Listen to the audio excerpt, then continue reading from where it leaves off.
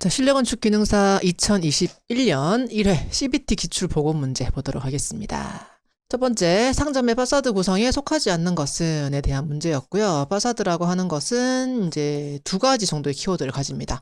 첫 번째는 정면이라는 키워드, 상가의 정면이라는 키워드고, 두 번째 키워드는 외부에 있다는 이야기입니다. 자, 그럼 첫 번째 보이는 광고판, 여기 입가판으로 붙을 수도 있고 여러 가지 외부에 붙는 게 광고판이고요. 외부에서 봤을 때 들어가는 입구, 출입구가 되겠죠. 그리고 쇼윈도는 이렇게 마네킹 같은 것들이 서 있는 그런 전면에서, 외부에서 보이는 것들입니다. 쇼케이스라는 것은 이렇게 안쪽 실내에 들어가서 유리 케이스 같은 것 안에 귀금속이나 어떤 가방 같은 것들이 들어가는 것이다 보니 외부가 아닌 내부에 들어가는 구성입니다. 두 번째, 양쪽 벽면의 작업대를 마주 본다. 양쪽 벽면 키워드 마주 본다. 병렬형이다라는 뜻이고요. 주방 이렇게 기구가 있으면 보통 식당 같은 곳에서 많이 씁니다. 사람이 있으면 이쪽에서 개수대, 이쪽에는 불 쓰는 곳, 이렇게 양쪽으로 마주 보면서 하는 것이 병렬형이고, 동선은 효과적입니다. 몸만 돌리면 되니까. 그런데 몸을 앞뒤로 바꾸는데 불편하다라는 특징을 가지고 있습니다. 세 번째, 주택계획에 대한 설명으로 옳지 않은 것은 침실의 위치는 시끄러운 곳은 피하는 것이 좋고요. 부엌의 위치는 쾌적하고 햇빛에 의한 건조 소독을 할 수 있는 남쪽 또는 동쪽이 좋습니다. 서쪽은 너무 뜨거워져서 별로 좋지 않다 라고 보시고요. 세 번째, 리빙, 다이닝, 키친은 리빙, 거실과 다이닝, 식당, 키친, 주방이 한 곳에 들어가 있는 것입니다. 그래서 소규모 주택, 원룸 시스템 같은 곳에서 주로 사용되는 것입니다. 거실의 형태는 일반적으로 정사각형 형태가 조금 불리하다라고 보는 게, 이렇게 됐을 때 한쪽에 뭐 TV나 이런 장들이 들어가게 돼버리면 이 공간이 좀 사용하기에 불편하게 되는 거고, 직사각형 형태라야 이렇게 한쪽에 가구가 들어가면 나머지 공간을 사용하기가 좀 유리하다라고 보시면 되겠습니다. 네 번째, 상업공간 동선계획에 대한 설명으로 옳지 않은 것은, 이 상업공간의 동선계획 굉장히 문제 많이 나오고 있습니다. 첫 번째, 고객 동선은 가능한 길게입니다. 무조건적으로 긴 건 아니지만 물건을 좀 많이 보고 지나갈 수 있도록, 한 번에 가지 않도록 계획을 주로 하고 있습니다. 두 번째, 판매 동선은 고객 동선과 일치하도록 하며 라고 했는데, 판매 동선은 다른 말로 점원, 이 직원들이 다니는 그런 동선입니다. 그래서 굳이 직원들과 고객 동선이 일치하는 것은 좋지는 않다라고 보시면 되겠고요. 그 상업 공간을 계획할 때 가장 우선순위는 고객 동선을 원활하게 뺄 수 있도록 하는 것이고, 관리 동선은 사무실 중심이라고 보시면 되겠습니다. 5번, 원룸 설계 시 고려해야 될 사항이 아닌 것은, 원룸은 한 룸에, 한 공간에 모든 것들이 다 들어가는 그런 계획을 말하는 거고요. 사용자에 대한 특성은 충분히 파악하는 것이 유리하고요. 원룸이므로 활동 공간과 취침 구간을 구분할 수 있으면 하셔야죠. 만약에 원룸이라도 공간이 조금 된다면 파티션 등을 통해서 이곳에서는 잠을 자고 이곳에서는 작업을 하거나 어떤 다른 활동을 할 수 있는 공간을 구분하는 것이 좋습니다. 그래서 무조건적으로 구분하지 마세요는 틀렸고요. 내부 공간을 효과적으로 활용해 주시고 환기를 고려해서 설계하시면 더욱 좋습니다. 6번, 상점 기본 계획 시 상점 구성의 방법과 맞지 않는 것은, 이것은 아이드마라는 형식을 갖는데, 첫 번째, 어텐션, 주의를 끌어야 되고요. 두 번째, 인터레스트, 흥미를 가질 수 있도록 해주시면 되겠습니다. 그리고 구매하고자 하는 욕망 가지면 좋고요. M은 금전도 될 수 있겠지만 일반적으로는 메모리, 기억에 남도록 하는 것이 맞습니다. 7번, 상점 전면, 우리 파사드랑 좀 개념이 비슷할 수도 있는데 샤프론트에 의한 파사드 분류에서 출입구 이외의 벽 또는 장식장 등에 의해 외부와 차단하는 방식이다 라고 나오고 있습니다. 여기서 키워드는 외부와의 차단이라고 좀 봤으면 좋겠습니다. 그 반대가 개방형일 것이고, 정답은 차단하는 방식이니까 폐쇄형이라고 보시면 되겠네요. 미용실도 봤을 때 예쁜 상황은 아니기 때문에 차단 해주는 것이 좋고, 귀금속은 또 비싼 거니까 최대한 폐쇄해서 차단하시는 게 좋은 그런 방식입니다. 자, 8번입니다. 요 지금 문제는 비슷하게 출제가 되고 있는데요. 여기서 지금 키워드를 몇 개 가지고 있어요. 모래 키워드, 주요 보행 동선으로, 보행 동선, 고객들이 지나가는 길 동선이고요. 고객을 각 상점으로 고르게 유도하는 동시에 휴식처로의 기능도 가지고 있는 요 몰에 대한 설명이었어요. 나머지는 어떤 키워드들, 쇼핑센터의 중심으로 끌고 가려는 것은 핵3점, 그리고 군데군데 들어가 있고 비교적 넓은 공간, 이런 것들이 코트입니다. 자, 9번 상점에 쇼윈도우 평면 형식에 속하지 않는 것은을 이야기하고 있습니다. 평면 형식이라는 것은 위에서 봤을 때 뭐 이렇게 안으로 들어갔는지 아니면 밖으로 나왔는지 아니면 뭐 크게 활용을 하고 있는지 이런 것들을 보는 것이고, 다층형과 단층형은 이렇게 세로로 봤을 때 여러 층이면 다층형, 한 층이면 단층형이 되는데요. 이것은 평면 형식이 아니라 단면 형식 또는 인면 형식에 속한다라고 보시면 좋겠습니다. 10번 유닛 가구에 대한 설명으로 옳지 않은 것은 이라고 이야기하고 있습니다. 유닛 가구. 필요에 따라 형태를 변화시킨다는 키워드를 가지고 있어요. 유닛화한다는 거고요. 특정한 사용 목적이나 많은 물품을 수납하는 것은 붙박이 또는 빌트인에 해당되는 설명이었습니다.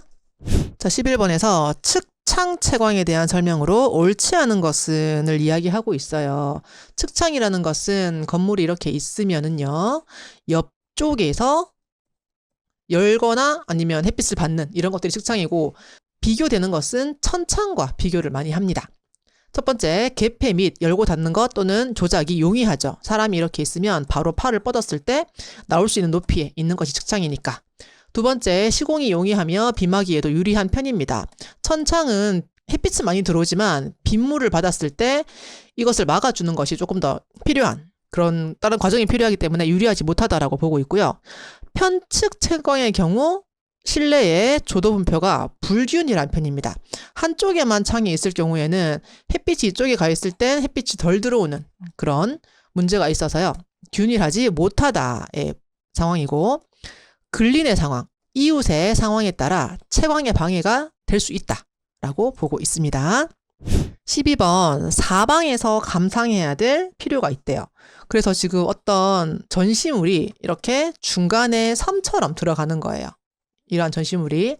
그래서 아일랜드 전시에 대한 설명이고, 벽면에서 띄워놓아. 그러니까 벽이 이렇게 있다면 중간에 덩그러니 놓는 것이 이 아일랜드 전시에 대한 설명이었습니다. 자, 13번 환기 횟수에 대한 어떤 식인데요. 먼저 환기 횟수를 N이라고 받고 소요 공기량을 이렇게 볼륨으로 받나 봐요. V.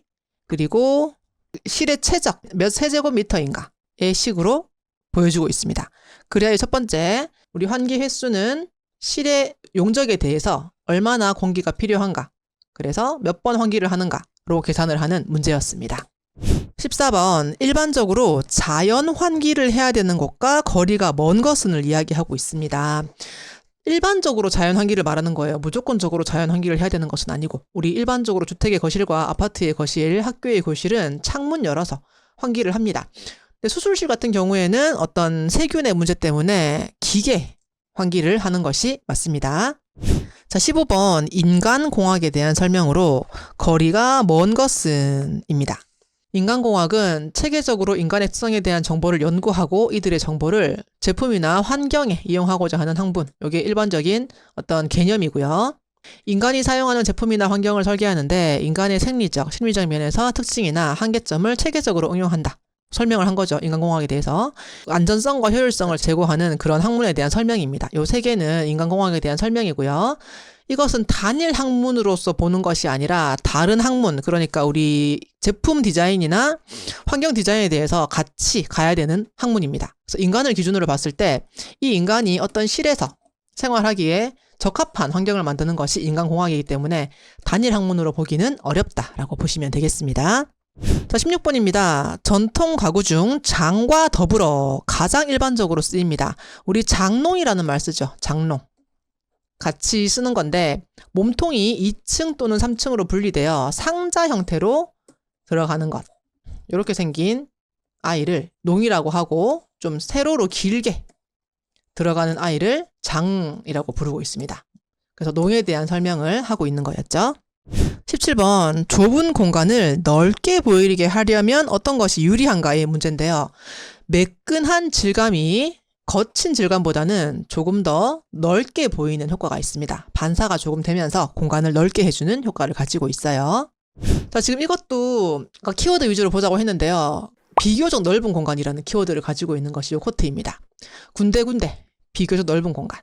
그리고 지금 이거 몰은 각상점으로 유도한다는 키워드를 가지고 있었고, 그 핵상점은 쇼핑스타의 중심으로 끌어들이는 역할, 이런 키워드들을 잘 봐야 풀 수 있는 문제였습니다. 정답은 코트였어요.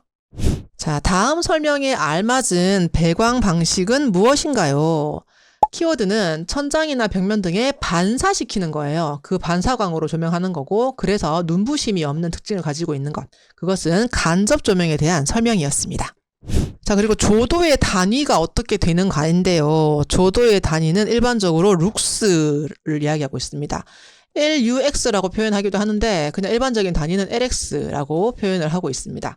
룩스가 조도에 대한 단위였고요. 루멘은 광속, 빛의 속도에 대한 설명이었습니다. 그리고 칸델라 퍼 제곱미터는 니트라고 해서 그 휘도에 대한 단위, 이것들 좀 구분할 필요가 있습니다.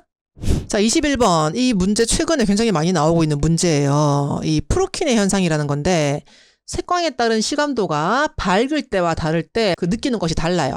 명수능 시 밝은 곳에 서서히 나갈 때는 붉은색이나 주홍색이 먼저 보이고요. 암수능은 갑자기 불이 탁 꺼지는 거예요. 그래서 우리 영화관이나 복도에 비상구 이렇게 생긴 거 있잖아요. 그거 녹색으로 또는 청록색으로 많이 쓰고 있습니다. 그래서 암수능 시에는 파랑색이 상대적으로 밝게 보이는 현상, 그것이 프로키네 현상에 대한 설명이었습니다. 22번. 석재의 일반적인 특징에 관한 설명으로 옳지 않은 것은, 일반적인 특징입니다. 우리 돌은요, 내구성, 시간이 지나도 잘 버티고 있고요. 그 화학 제품에 대해서 저항을 잘합니다. 그리고 다른 거에 비해서 마모가 덜 되는 특징이 가지고 있습니다. 그리고 외관이 장중해 보이고요. 석질이 치밀한 것을 갈아주면은 광택이 나는 특징이 있습니다. 압축 강도에 비해서 인정 강도는 작은 특징을 가지고 있고, 다른 말로는 압축 강도가 큰 장점을 가지고 있습니다. 네 번째, 가공성이 좋다고 하는 것은 상대적일 수도 있는데, 어떤 목재를 톱으로 썬다거나 아니면 뭘 자른다거나 하는 거에 비해서 이거는 별도의 어떤 장비가 좀 필요해요. 가공성이 좋다라고 볼 수는 없고요. 장대재, 길고 큰 부재를 얻기가 좀 불리하죠. 우리 천연 바위에서 뽑아내야 되는데 다른 거에 비해서는 좀 불리한 편이다 라고 봤으면 좋겠습니다. 23번. 목재 섬유 포화점에서 함수율은 30%부터 포화 상태라고 보고 있습니다. 일반적으로 생나무는 한 80% 또는 40% 그 사이에서 가지고 있는데, 그걸 건조하다가 포화 수증기 속에서 방치를 하면은 30%에서 더 이상 흡수할 수 없는 상태, 그 지점을 섬유 포화점이라고 부르고 있습니다. 벽돌벽에 장식적으로 여러 모양의 구멍을 낸다. 이것이 키워드예요. 영롱 쌓기에 대한 키워드였고요. 영식, 불식, 공간 쌓기에 대한 특징은, 영식은 2호 토막을 쓰고 있다. 불식은 예쁜데 조금 약하다. 공간 쌓기는 중간에 내력벽과 비내력벽 사이에 공간을 두어서 단열재를 설치하거나 습기에 대해서 저항하는 방식, 그것이 공간 쌓기에 대한 설명이었어요.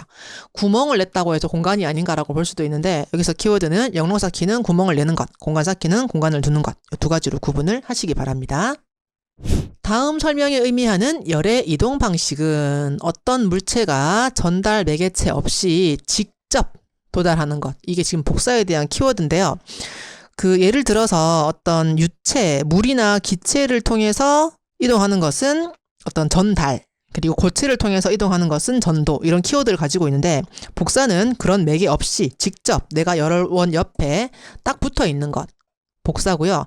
우리 일반적으로 바닥 난방을 복사 난방이라고 하는데, 인체가 직접 바닥에 닿아서 그 열을 느끼는 것, 그것을 복사 난방, 복사열 이렇게 부르고 있습니다.